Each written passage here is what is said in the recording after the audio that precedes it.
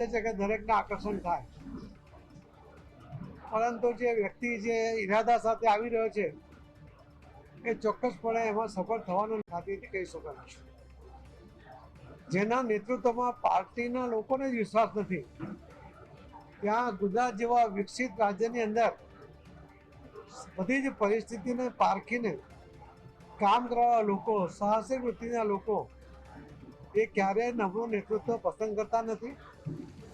અને એટલા જ માટે માનનીય પ્રધાનમંત્રી શ્રી નરેન્દ્ર મોદી સાહેબના નેતૃત્વમાં ગુજરાત સલામત છે. ગુજરાતનો વિકાસ એ 100% સંભવિત છે.